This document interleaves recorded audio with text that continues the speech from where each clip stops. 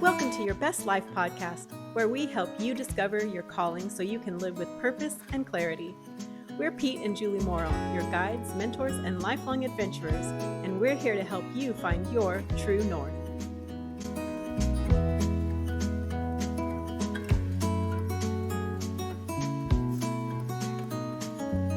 Welcome to Your Best Life podcast.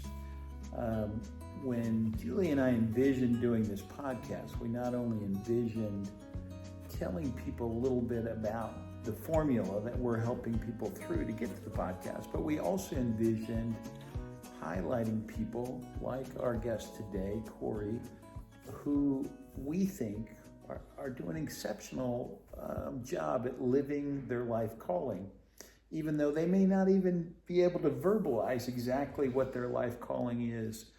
So Corrie Johnson and I have been friends for a long time. And Corrie, why don't you kind of explain, one, our relationship a little bit, and then two, just tell us a little bit about your life as you were growing up and all of that.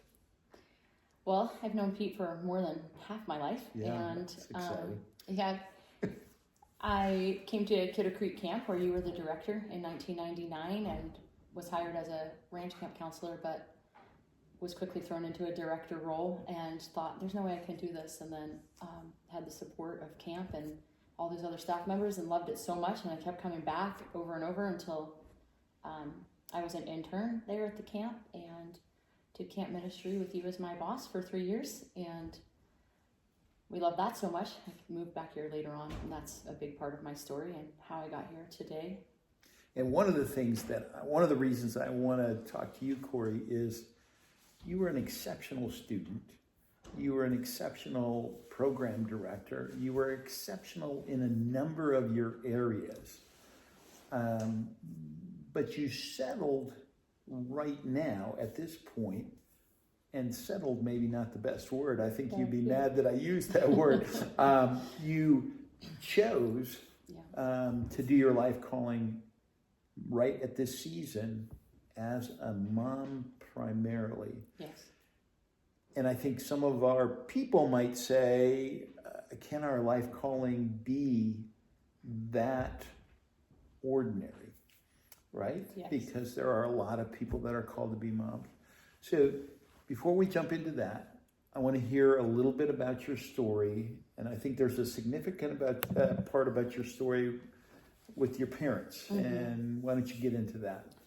Yeah, so I feel like my journey to being a mom and one who is excited and fulfilled in motherhood has a lot to do with my parents. They both come from dysfunctional families.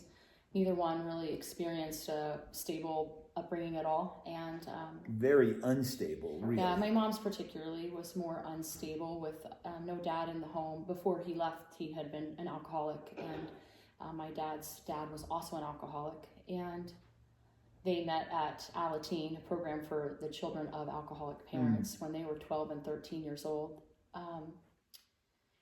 And then when I was a young girl, they went to Jeep races every weekend. That was a big hobby.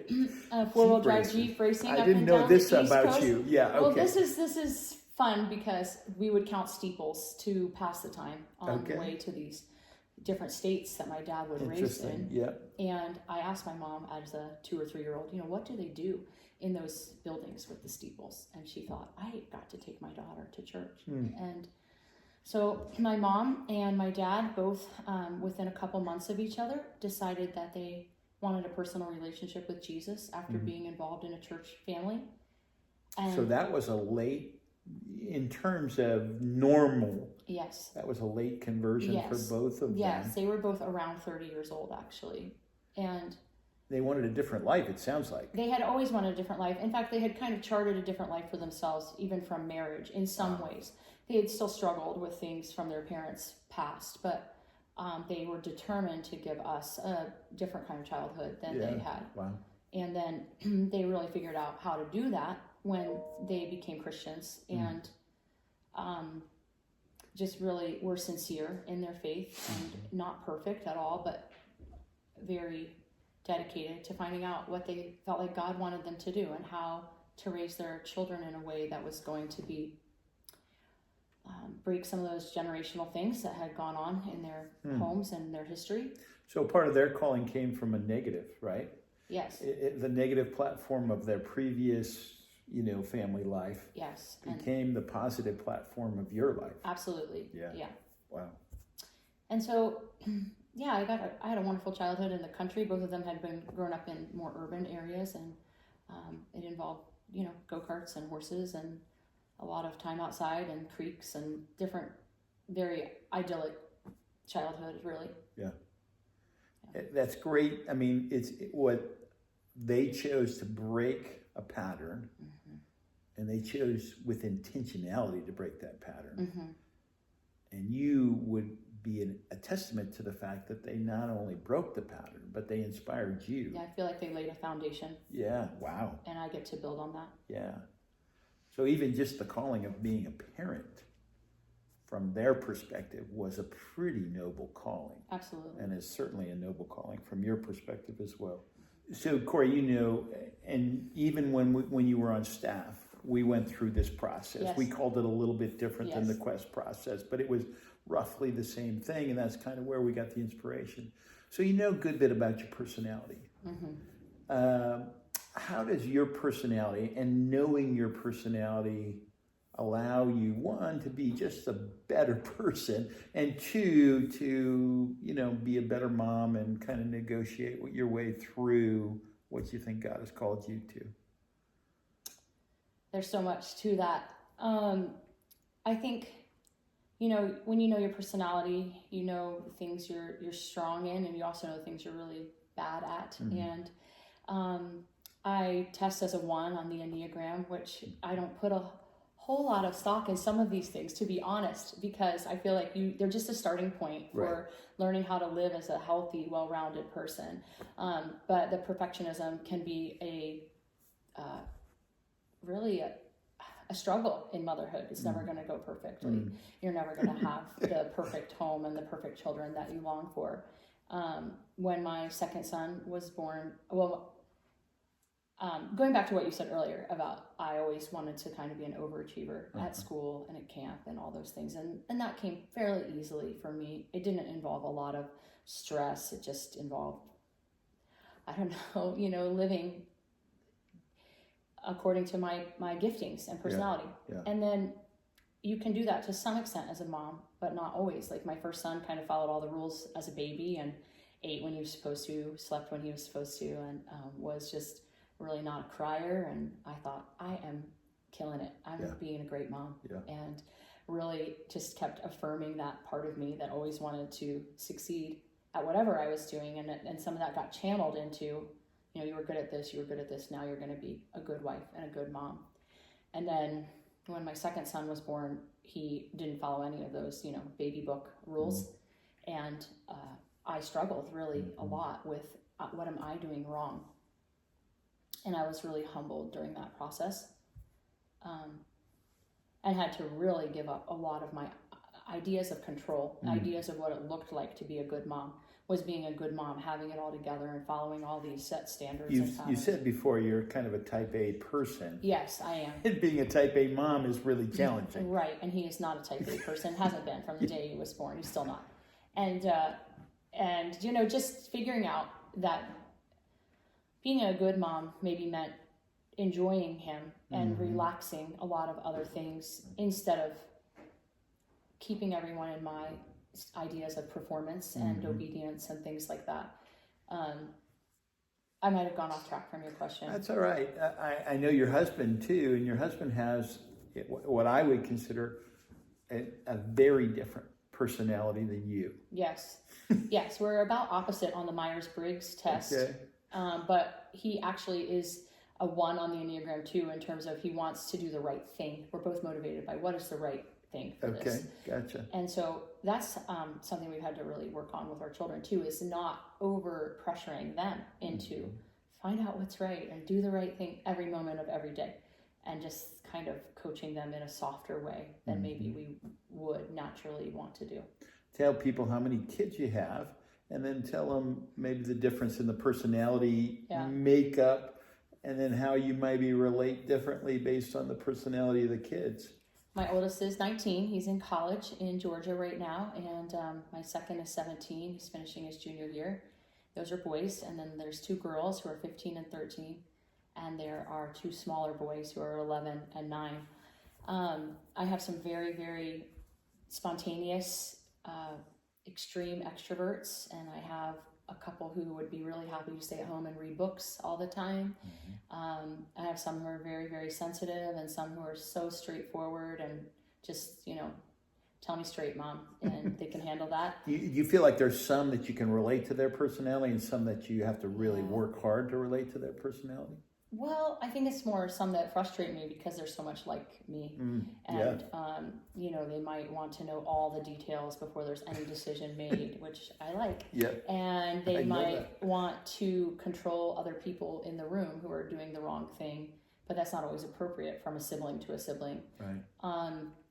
I think I see, even in one of my, who is very successful and ambitious, just like I know the dangers of that personality, and I want to coach that child away from those things, but realizing like I had to go through a process to figure out the pitfalls of ambition and success, and she's gonna have to do that too. She's not. You don't want to make the guardrails too. No, you can't, and you can't shortchange the process they have to go through. Right. They are their own people, and I can tell her my story and say, hey, these are the things I struggled with during those times of my life in terms of maybe pride or comparison or stress, and yet she still has to figure out a few of those things I can't protect her from all of them. Mm-hmm.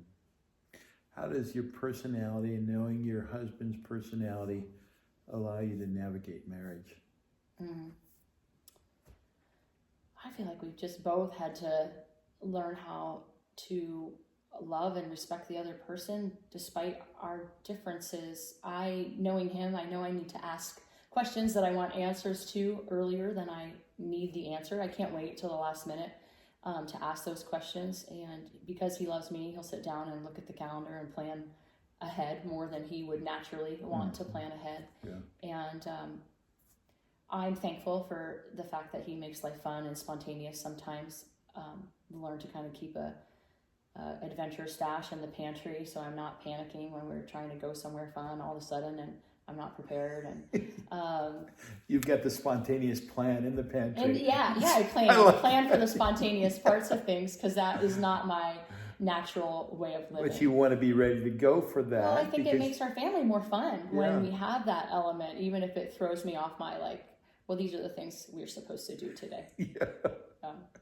So in the whole navigating your life, we kind of skipped over, you were a program director at Kidder Creek. A whole spectrum of skills that came up during that time that maybe surprised you, maybe didn't surprise you. Mm-hmm. So that experience and other experiences maybe that have kind of drawn out some skills that kind of snuck up on you. Well, you want me to go back to when I was young? Sure. Yeah, because I think sometimes when you're young, those are the purest forms of that skill, that ability, that passion. When I was in second grade, I had 4 A's. People would ask, what do you want to do when you grow up? And I couldn't never narrow it down, but I thought I want to do something that has to do with animals, something that has to do with athletics, something that has to do with being an author, and acting. I love to act. And I would tell people those 4 things from an early age. And then when I landed at camp years later. By the way, probably most people are blown away that at 7 or 8 years old, you're already trying to define your life. Right. Well, I'm not going to say it was super accurate. In 7th grade, I wanted to be president of the United States. Okay. So, I've let go of that. Oh, well. I'm just saying, those things do change, but I do still feel like I'm gifted at running things fairly efficiently. Mm-hmm. And at camp, I think I felt like, those second grade dreams were coming to fruition. I was working with horses and other animals at ranch camp. I was acting at the campfire times, and also just as a director, you're kind of always up front and acting, and writing curriculum for the devotions and the campfire and staff training. And running around, like Yeah. just doing all the fun camp games and competitions, which were really fun. And then I think added to that in those camp years, the immense fulfillment of building into young people's lives and Yeah. hearing their hopes and dreams and having them confide in you and being able to give advice or direction to them in a time where they're really maybe needing a friend and a listening ear. Puberty is such a time of transition, and getting to be someone that they could talk to and also someone that could speak into their lives. I walked away from camp and my time working for you, just knowing that working with young people was a really fulfilling thing for me. Mm. And I think that encouraged me actually in wanting to be a mom. I hadn't always wanted to have kids, which sounds really weird to me to say now. Does sound weird, but I think I was busy trying to be good at everything, and I had babysat for a lot of kids and thought, oh, I'm not sure about this. And then I had a job as a horse midwife in my senior year of high school, where I worked night shifts at a thoroughbred farm, and I watched so many births. Some of them went well and some did not. And I thought, no, I don't ever need to do that. This is a random. So you were involved in a lot of extracurricular things for camp, or at camp we saw kids involved with a lot of extracurricular things.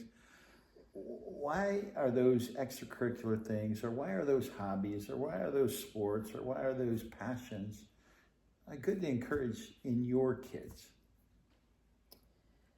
Well, especially as they get older, they need a life outside of their family, even though we homeschool, and I love that so much. They need to see how they rub up against other people and rub shoulders with other people. They need other adults who are pouring into their lives and encouraging them in ways that mom and dad don't always get a chance or have like the same clout maybe as an outsider does. And I really believe in giving kids kind of a wide, real life. And for us, that has meant actually not chasing one sport to the nth degree, but it's because I want them to have other opportunities, travel, service, skiing, backpacking, hunting, hiking, all those things are important to us because I want them to know the feast that this world is and how wonderful it is to be connected with so many different ways of enjoying it. At the same time, I'm guessing that you've seen some families almost sell their soul to the pursuit of a sport or the pursuit of in the horse community, and you were in that. Yes. You were in that community a little bit. Wow, some people, their whole life revolves around that. Right. What's the positive about that? What's the danger in that? I think it's possible to be in those places and have a balanced life if the time and money are not overtax on your family. Mm-hmm. When you have a large family and a small income, that is an extreme tax upon you that I think the benefit is not quite sure to outweigh that. I think, for me, even when I got to the level of horseback riding where I had basically no free weekends and I started being interested actually in a guy at that time, early college, I looked at the calendar and thought, I literally can't do anything with this group of friends that he was connected with for months. And I started to seriously consider, how serious do I want to stay about my horseback riding and competitions? And I kept riding for a while after I stopped competing. And I think that's part of the key is, can you have relationships with people both inside that sport or activity or pursuit and outside of it? And if you can't, I would say that's kind of a fragile place to be. And does it make your life more balanced, or does it make your life unbalanced? A lot of these sports are really, really fun, but they give a lot of worth and value for a few years. And then when a kid graduates from high school and that's gone, a lot of their sense of identity can go away with that. And I think that's a real danger. Yeah. I like choosing sports, one, that we can all go skiing together. We can all, we don't all go hunting together, but some of them do as a group, that they can continue that for a lifetime. Yeah. They don't end when school ends. Well, you and I were both you ran the horse program for the camp that I ran, right? Mm-hmm. And you could tell those kids that had been really serious about horses. Mm-hmm. And really, if we were honest about it, horses wasn't what camp was all about. Right. But those kids kind of wanted to make it all about horses. And then when they realized, wow, there's a lot of fun here, there's a lot of relationships there, I feel like we opened a box for them. Right. But we had to be careful because we needed to do the sport well enough. Right. You need a couple experts. Right. But then you need some people who've had a wide range of other ways to have fun, or not being so tied into the rules of horsemanship, which are important, but they have to be flexible when you have brand new beginners or kids with special needs or kids who just need to have a relationship with the horse rather than all the rules and expertise. Yeah. All right, we're going to get back on course a little bit. So have you ever had what you would call a life calling statement? Have you ever had a key verse? Is there a motto that you go by? You just go back to the 4 A's. What do you do to kind of give yourself a little bit of a reminder of what your role is all about? Well, my husband and I have at times, I think early on in our marriage, shaped some form of a mission statement. And briefly, I remember putting it in a frame. The honest truth is I can't even remember what it was. But if I had to guess, it's just, I can't remember the pithy slogan we created. We both still are really committed to living life in a way that we believe is meaningful and important. And for us, that's focusing really on the things that are going to last for eternity. Mm-hmm. We believe that the Word of God and His church are going to last for eternity. We believe the souls of people are going to last for eternity. And so everything we do is trying to live with the weight of that importance in our daily lives. Yeah. We haven't mentioned on here that you're a pastor's wife. Yes. Right? So that also comes with certain expectations, not necessarily from you, but from the congregation. Mm-hmm. And you've had to navigate your life calling in the midst of people's expectations. How do you do that? This church has been really fabulous at saying, we believe that what you're doing is really important, and we don't want to detract from that. Somebody said to us during COVID, this isn't hard for you guys. It's as if you already know how to be a family. Mm-hmm. And so the part of being forced to be with your family wasn't hard. It wasn't like all of a sudden everybody's home in the same house and they don't know how to deal with each other. That was our life. And aside from Philip going to work, and that just struck me, first of all, in a little bit of a sad way, that there are families who do struggle so much to live as a family unit. And also just, it was sweet that the elders and their wives are very supportive and recognize the investment that I'm making at home is important. And so, especially for Philip, who's really, like I said, spontaneous, really loves people so dearly and will always be out and about, bouncing around, meeting needs, counseling people and talking.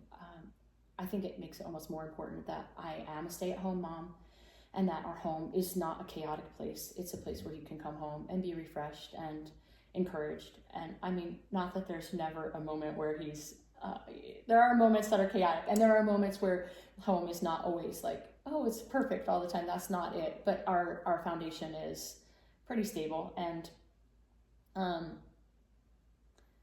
I think for years and years and years, people knew that it was best for children for mom to be super invested in their lives. And a lot of moms were, creating or doing something at home to add to the income or to save money. Yes, but their main job was, how can I raise my kids in a way that is relationally healthy, morally healthy, physically healthy, and just investing that time.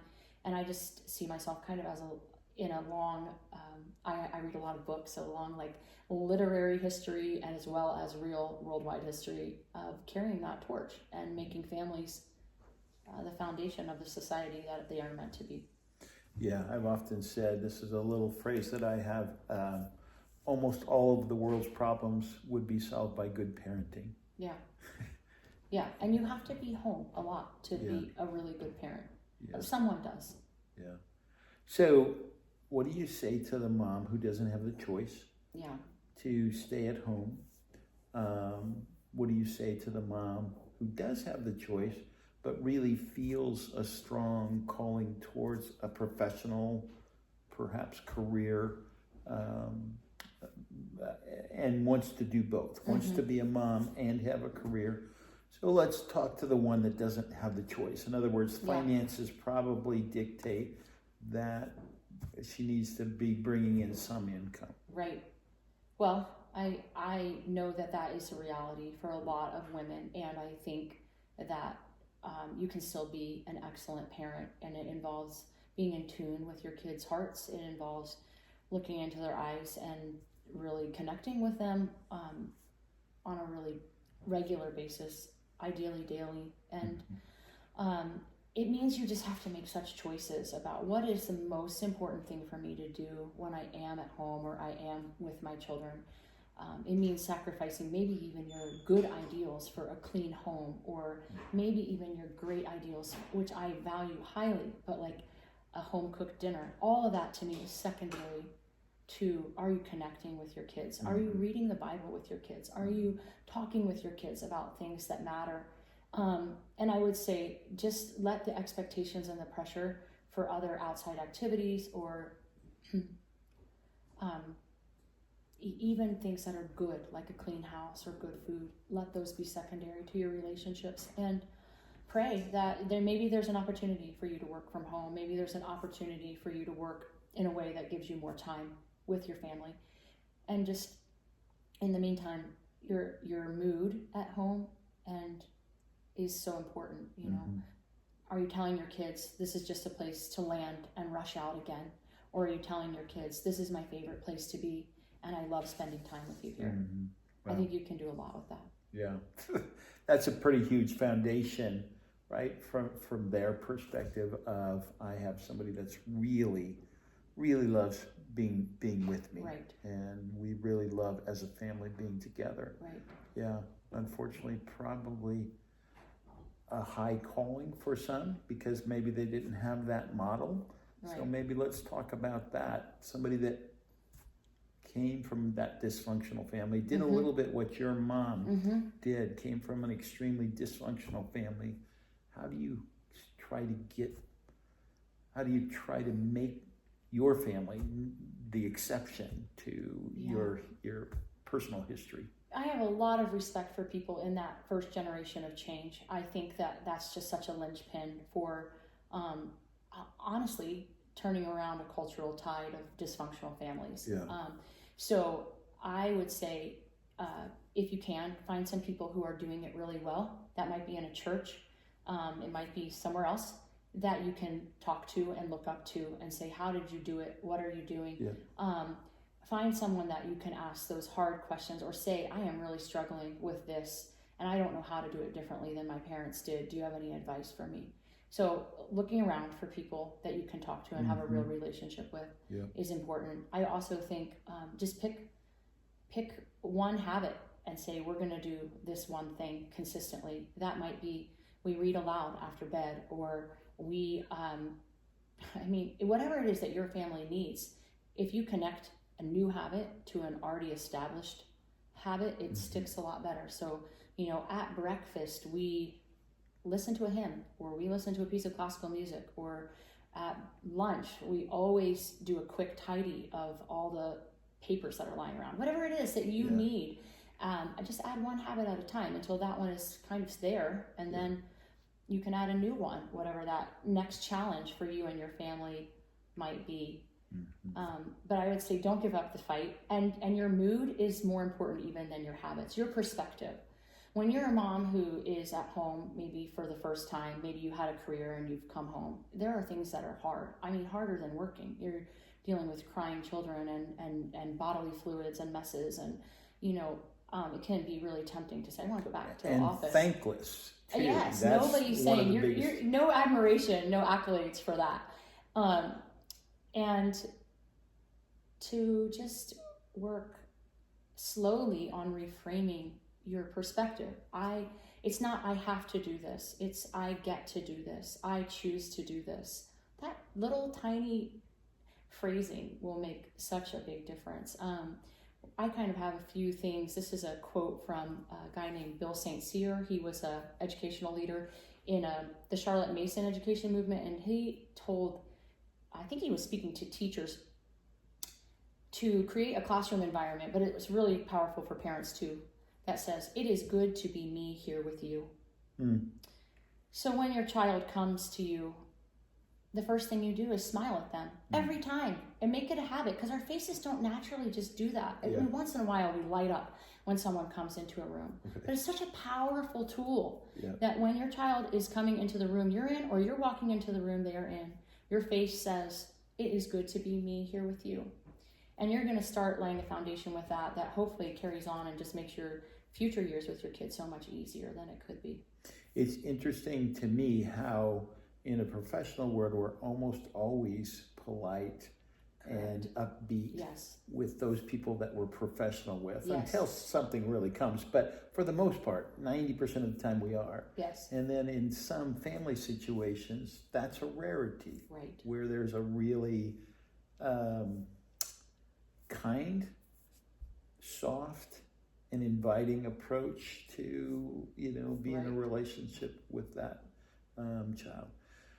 So your life calling at this point is to be a mom. Is there any more to that? In other words, being a mom, you could say that's maybe one of the most complicated job descriptions, but you could also say it's one of the most common job descriptions. Maybe almost 40 or 50% of the population is a mom.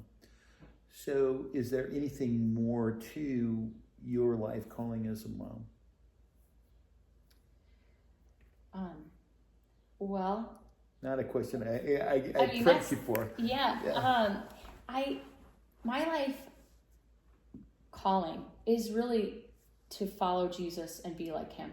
And so as a mom, it is my job to not just raise my kids, but disciple them and forgive them. So disciple them means? I mean to teach them the ways they should go walk in, and But it also means to follow, right? When somebody's discipling, you're coaching your kids to follow your example, not just listen to me, but follow the way I value and live life and value and live with people. Because we educate at home, that's a huge part of my job. It does complicate things. It's also extremely fulfilling. I adore just reading with my kids, and I read aloud to all of them at times, but primarily the younger ones at this point, and discussing the books that the older kids are reading. It's like a second education for me at a time when I'm much more interested and hungry for those things. And so we really have some great discussions about all kinds of things. We read a lot of classics and hard books, and it just enriches all of our lives a lot. So what is it? My calling, I think when I say my calling is first to be a follower of Jesus, it means I'm not going to say no to everything outside my home, even though in some ways that would make my home easier if I were not trying to go other places and do other things. But there are a lot of people in the world who need a good friend, need someone to meet with and have coffee and encourage them, listen to them. And that fits to me in my calling. And I do a few things with church, leading junior high youth group and things like that. And it never feels small. It always feels significant. All of these mundane things that 40 or 50% of the world are doing, I feel really blessed to be able to do them. It feels like a really rich, full, challenging life. One of the things that you said in a previous conversation was you're really, you excel at most things that you do. And that one of the things that I remember is I would love it if moms would think about how they could excel and continue to learn as they're being a mom. Explain that a little bit. Yeah, I think sometimes it isn't fulfilling to be a mom because you aren't maybe seeing the scope of what you're doing, the impact of what you're doing.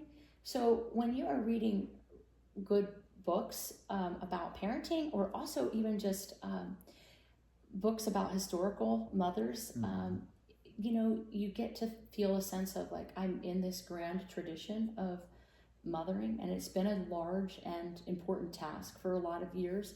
I also think, whatever it is you love to do, incorporate that into your home. If you're a crafty person, ask, what new craft can I learn this year while I have babies, while I have toddlers? If you love to read, how many books can I read while I have babies? Can I use audiobooks? Can I read to them at a level that maybe is challenging, but they're getting the feel of that language, and those patterns. If you want to garden, to add, sometimes we think adding more adds more stress, but sometimes adding more outlets for your creativity or your passions actually relieves stress. It's a way to be growing as a person and feeling fulfilled, rather than kind of just in this milieu of young life parenting sort of thing. And I've seen you include your kids in the gardening and some of the animal husbandry stuff that you guys do in a lot of those passions and hobbies that you have, and it becomes an education for them as well, and adds some depth and value to their life as well. Right. So this is your mom chapter. Yeah. Everybody that is a mom has a grandma chapter, but also a chapter where the kids are gone. Have you thought about what would your calling be, or how your calling would be played out differently when that last kid says, goodbye, Mom, I'm going to college, or I'm going somewhere? Not looking forward to that, first of all. I like to write.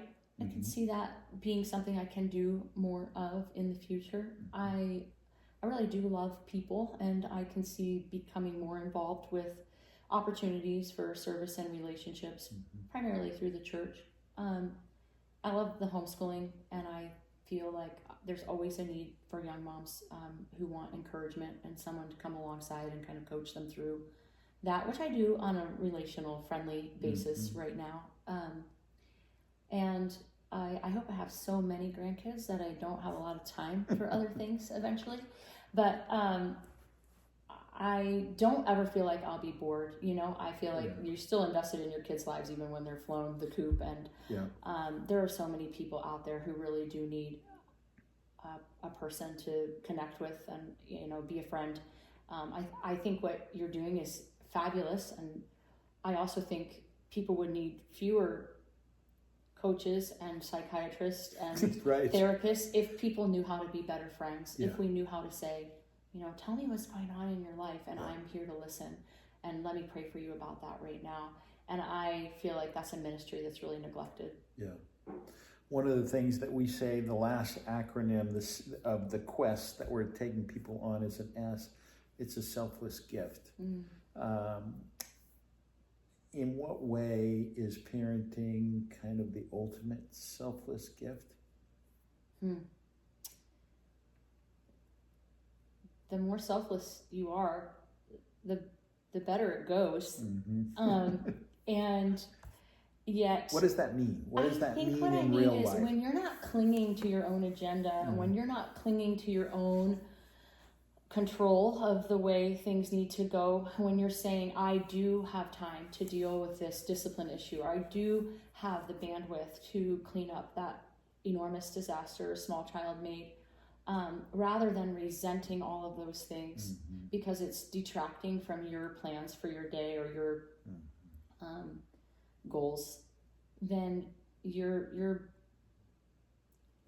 dying to yourself and your selfish desires, and you're honoring and blessing somebody else. What do I mean? It goes better. You experience a lot less friction when you have laid down those things and will just take what comes to you. I think it's a Christian author named Ann Voskamp who says, there are no interruptions to my day, only manifestations of Christ, which means this whatever is in front of me is what God has given me to do. It just doesn't look anything like what I thought I was going to do right now. Selflessness. It's a funny thing, selflessness, because it feels painful in the moment, but when it's a habit,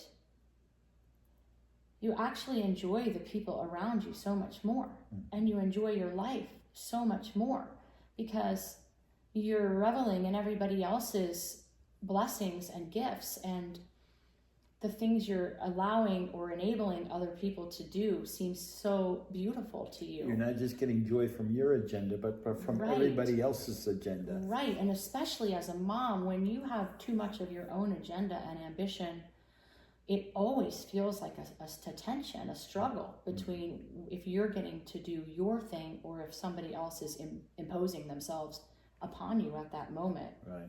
And so that initial descent into less of yourself is hard. Yeah.